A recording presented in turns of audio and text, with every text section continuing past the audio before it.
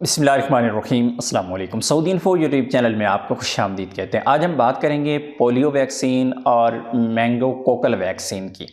ये दो वैक्सीन कब लगवानी है, किसने लगवानी है, शराइत क्या हैं, ज़वाबित क्या हैं। इस वीडियो के बाद किसी भी बंदे को मैं व्हाट्सएप पे रिप्लाई नहीं करूँगा इस बारे में, क्योंकि मेरे पास बहुत ज़्यादा मैसेजेस हैं इस बारे में। ये वैक्सीन मिल नहीं रही है, इसका हल क्या है, इसका सर्टिफिकेट क्या होता है, कैसे होता है, किन लोगों के लिए ज़रूरी है, सारी की सारी चीज़ें एक ही वीडियो में मैं कवर करने वाला हूं। तो सबसे पहले मैं आगाज़ कर लेता हूं पोलियो वैक्सीन से।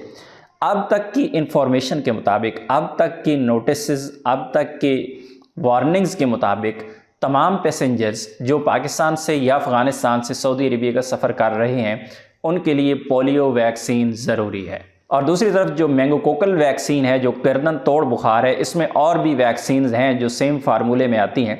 ये वैक्सीन सिर्फ उम्रा ज़ायरीन के लिए हैं जिसकी उम्र 1 साल से ज़्यादा हो, यानी 1 साल से कम उम्र बच्चे के लिए ये वैक्सीन ज़रूरी नहीं है। अदरवाइज़ पोलियो वैक्सीन तमाम पैसेंजर्स के लिए लेना ज़रूरी है, चाहे वो उम्रा वाले हों और चाहे वो किसी और वीज़ा पे हों, अब तक की इंफॉर्मेशन के मुताबिक।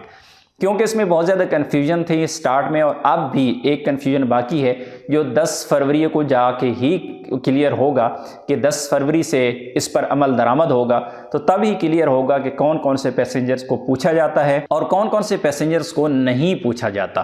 दूसरी चीज़ यहाँ पे डिटेल से मैं आपको बता देता हूँ कि पोलियो वैक्सीन ट्रैवलिंग से 4 हफ्ते पहले लेना ज़रूरी है, और जो मेनिंगोकोकल वैक्सीन है वो ट्रैवलिंग से 10 दिन पहले लेना ज़रूरी है। इसी तरह जो पोलियो वैक्सीन है आपको किसी भी THQ या DHQ हॉस्पिटल से मिल जाती है, वहाँ पे लगवा के आप पोलियो वैक्सीन कार्ड हासिल कर सकते हैं। लेकिन दूसरी तरफ जो मेनिंगोकोकल वैक्सीन है वो आपको किसी हॉस्पिटल से नहीं मिलती। उसकी बड़ी वजह ये है कि इसकी कीमत बहुत ज़्यादा है। कीमत ज़्यादा होने की वजह से हर गवर्नमेंट हॉस्पिटल में आपको ये नहीं मिलेगी, तो ये आपको बाहर से लेना पड़ेगी। अगर आप बाहर से प्राइवेट किसी भी मेडिकल स्टोर से ये वाली वैक्सीन लेते हैं तो तकरीबन 5,000 रुपये, यानी 4500 से 5,000 रुपये के दरमियान में आपको ये एक बंदे के लिए एक वैक्सीन मिलती है। इसी तरह जो पोलियो वैक्सीन का कार्ड है वो आपको जब भी आप वैक्सीन लगवाते हैं अपने किसी भी हॉस्पिटल से, आप उनको बोलते हैं कि इसको ऑनलाइन कर दें, तो वो ऑनलाइन रिकॉर्ड करते हैं और फिर उसके बाद आप निम्स की वेबसाइट पे जाके इसे डाउनलोड कर लेते हैं। लेकिन जो मेनिंगोकोकल वैक्सीन है वो इस तरह नहीं होती। ये वैक्सीन क्योंकि आपको बाहर से लेना होती है और लगवाने के लिए फिर आपको हॉस्पिटल में ही जाना है। हॉस्पिटल में आपने THQ या DHQ हॉस्पिटल लेवल में जाना है। वहाँ पे जाके पहले आपको उनको ये बताना होगा कि ये जो वैक्सीन मैं लगवा रहा हूँ इसका मकसद ये है कि क्योंकि मैंने बैरून मुल्क सफ़र करना है तो इस वजह से ये वैक्सीन मुझे चाहिए, लेकिन ज़रूरी है कि मुझे सर्टिफिकेट इसका दिया जाए।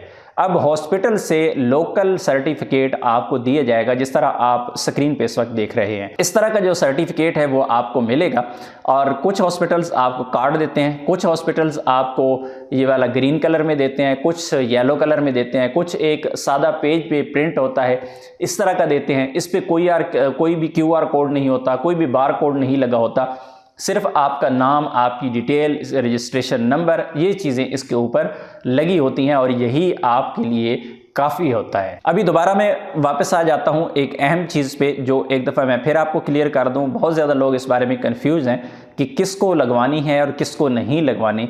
तो भाई किसी को ये वैक्सीन, जो मैंने आपको स्टार्ट में क्लियर किया है कि पोलियो वैक्सीन हर एक के लिए ज़रूरी है, जो मेनिंगोकोकल वैक्सीन है वो सिर्फ उम्रा ज़ायरीन के लिए है।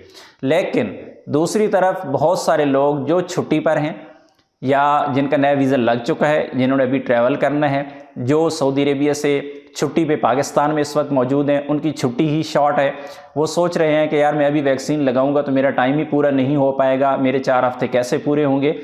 तो भाई कुछ ना होने से कुछ होना बेहतर होता है। 10 फरवरी से पहले पहले जिस बंदे ने भी ट्रैवल करना है, या फिर 10 फरवरी के बाद भी अगले 10 दिन में भी किसी ने ट्रैवल करना है, तो वो कोशिश करें कि वो वैक्सीन लगवा लें। चाहे 4 दिन पहले लगवाते हैं, चाहे 4 हफ्ते पहले लगवाते हैं, चाहे आप 2 महीने पहले लगवा लेते हैं, इससे कोई फ़र्क नहीं पड़ता। आपके पास वैक्सीन का कार्ड होना चाहिए। कुछ ना होने से कुछ होना बेहतर है।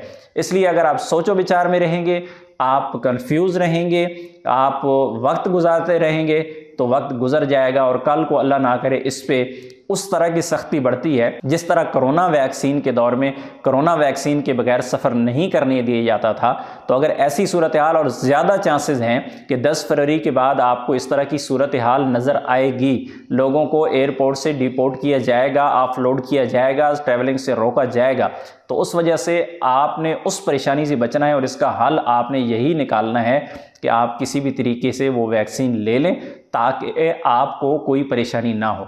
मज़ीद इंशाल्लाह 10 फरवरी के बाद के जो हालात होंगे, वो जो एक्सपीरियंसेस हमारे सामने आएंगे, जो चीज़ें हमारे सामने आएंगी, नई अनाउंसमेंट आएंगी, नए नोटिस आएंगे, एयरपोर्ट पे नोटिस लग जाएंगे, ये सारी की सारी चीज़ें इंशाल्लाह आने वाले वक्त में जब आएंगी, हम आपके साथ जो भी ताज़ा तरीन सूरत हाल होगी इंशाल्लाह शेयर करते रहेंगे। अपनी दुआ में याद रखिएगा। अस्सलाम वालेकुम।